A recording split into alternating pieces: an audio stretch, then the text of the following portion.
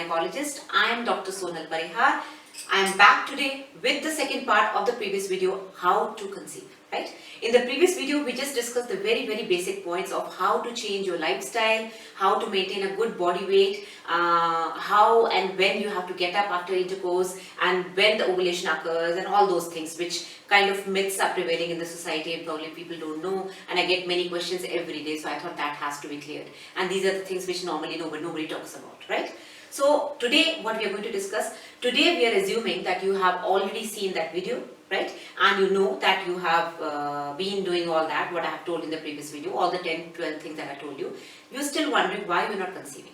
So that is now what we are going to discuss. So we are assuming that you've already ticked all those things that yes, this is okay, this is okay, this is okay with me, still I'm not conceiving, right? So I would just tell you, today we are going to discuss the basic thing which starts for to get conceived, that is intercourse. So the basic thing, first thing that we start with is intercourse.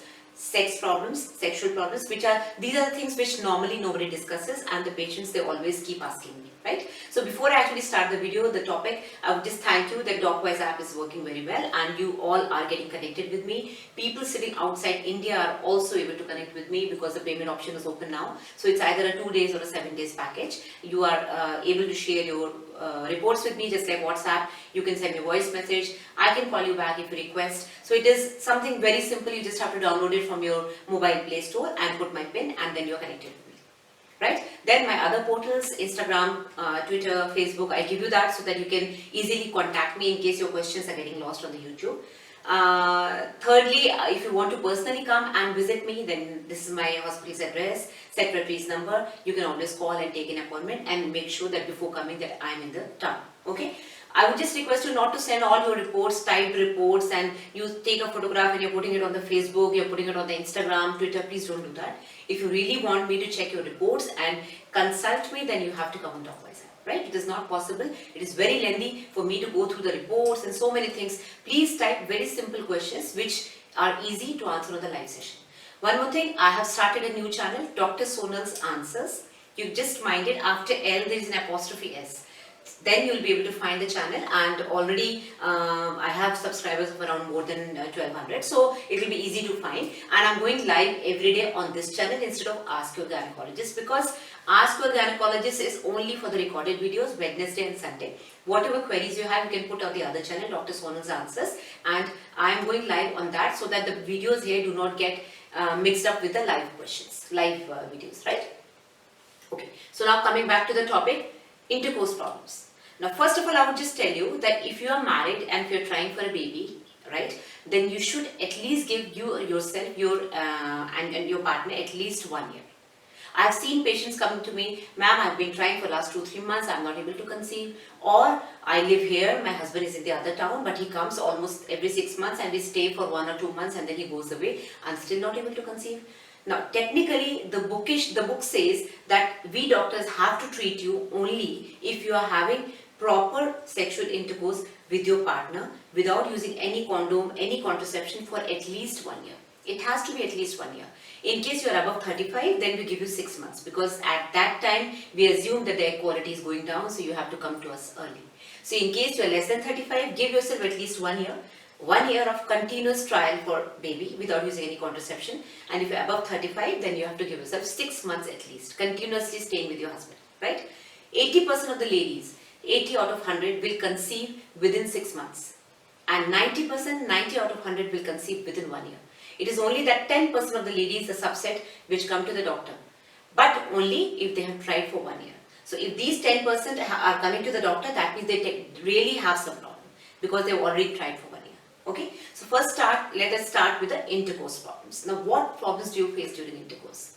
Coming to the female first. Now, there is a condition called vaginismus.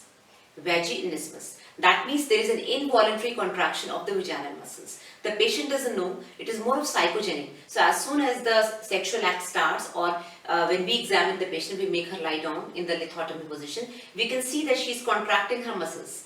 And that contracting and tightening of muscles prevents intercourse. So that is a psychogenic painful intercourse, because she's not able to let the partner do the act, because she's contracting the muscles and the hole is becoming smaller. So this is psychogenic. There is no treatment. We do not have to give any antidepressants. It is just, we just have to reassure the patient and reassure the partner that you have to be gentle with her, and you really need to have a good relation with your partner, and slowly and gradually it will go away.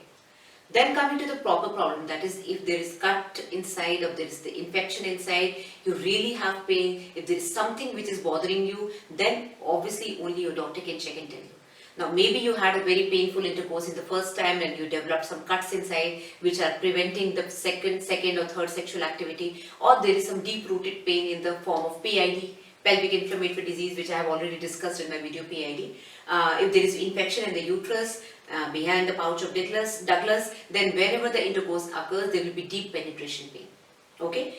Then there may be some anatomical problems. Just like I discussed in the bicornuate uterus video, that uterus might be divided into two parts. Similarly, the vagina can also be divided into two parts. There may be a vaginal septum in between, that is very painful. Or there may be no vagina at all. Now it's very unusual, but sometimes ladies who look absolutely normal, they may not even have a vagina. And that is a part of the Mayer-Rokitansky syndrome, which I have discussed in bicornuate uterus. It is an anatomical problem, and sometimes, especially the rural area patients, they are so naive, they don't know. They don't even tell their parents, or even if the parents know, they probably don't bother. They just get the lady married. Or even if the parents know, they probably wouldn't bother. They would just get her married, say at the age of 14, 15, and then she'll end up having problems because she never had a menses, and because there was no vagina. There may be a uterus, there may not be a uterus. So in that case, obviously the marriage never happens, the consummation never happens, and then these patients will end up with the doctor, and then we check whether it is possible for her to have periods or to conceive. It all depends whether what all internal organs she has. So every kind of problem can create problems during intercourse, right? Coming to the male partner. Now with the male partner, I'll just tell you that being a gynecologist, I do not check the males. I do not advise anything. I do not treat them. It is just because it is a very important part of fertility that I have to tell you the basic problems, the common problems which males might be facing.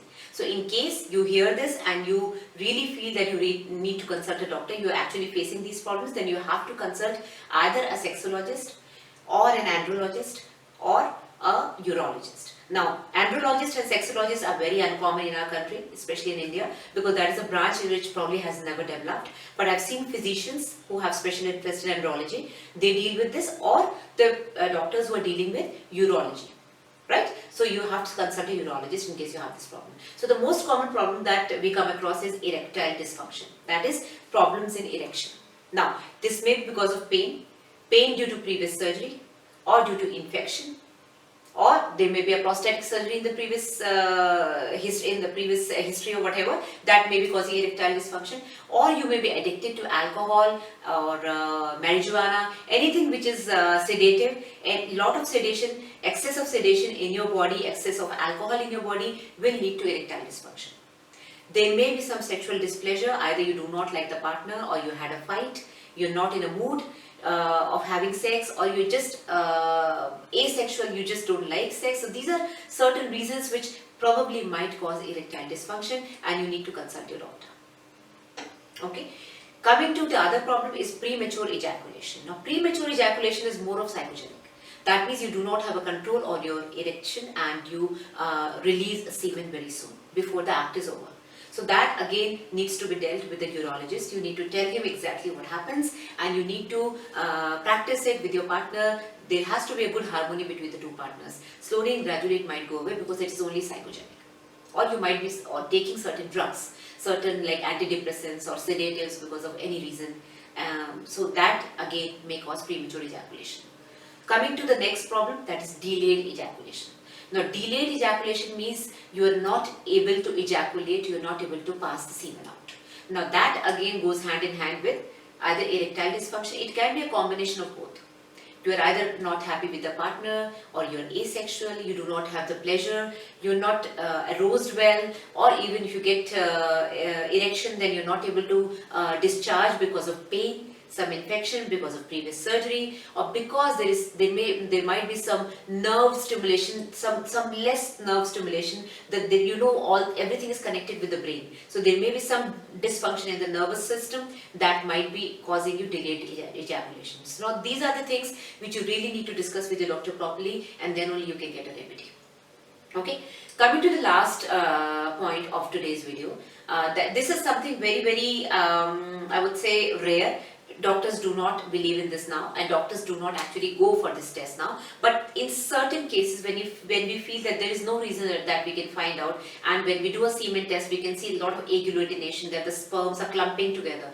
In that case, we do this test, and that is called anti-sperm antibody test. Now, as the name suggests, there are antibodies either in the male partner or in the female partner, either in the blood or in the semen or in the female's vaginal secretions. So if there are antibodies against the sperm is very important to get pregnant, obviously. So if the sperm is getting killed because of these antibodies, how will the lady conceive? Okay, so if in case these anti-sperm antibodies are present in the male partner, it might be in the semen. So in case we do a semen test, in such cases we will see that the sperms are either dead or the sperms are kind of clumping together in small clumps. That means the antibodies are just holding them together, and they are not letting the sperms run away. They are not letting the sperms run and enter the female genital tract. Okay. The other test is male's blood test. In the blood test also sometimes we see that there may be some antibodies. Now because the lymph as part of the blood is also there in the other secretions, so sometimes the sperms are dead because of that. Then in the female, we used to initially do a test called post-coital test. The post-coital test was initially done to detect antibodies in the vaginal secretions. So what we used to normally do is tell the partner and tell both the partners to go home, have sexual intercourse, and then come back within 10 minutes without washing. The lady does not have to wash herself, and then we would do a cotton swab test from the vagina and smear it on the slide and see under microscope that whether the sperms are running around, are they happy, are they alive, or they are dead. Okay, so this was a test in which we used to detect whether there are antibodies in the vagina, but we don't do it anymore. Okay, but still some doctors, the old doctors who are still practicing, and they used to do in their time, so they are still doing it. Okay, so you should know about it. Then in case the lady has anti-sperm antibodies in the blood, we can do a blood test also on the lady, and these antibodies obviously might be present in the uterus or in the fallopian tube, where the sperm has to enter to fertilize the egg. So these are certain things that you should be aware. Today we will finish here because this is all for today. We have discussed intercourse problems. Now we will discuss when the sperm enters the uterine cavity and goes to the fallopian tube. So we will discuss the ovulation problem, which is a very common problem. Why patient does not ovulate, PCOD, poor quality eggs, and we will also touch the topic on tubal factors. The tubal factor, what happens when the tube is not working well. Okay, so we'll discuss that in the next video. So till then, take care, keep subscribing to my channel, keep sharing it, keep liking it. Thank you very much, and keep growing my channel. Bye bye.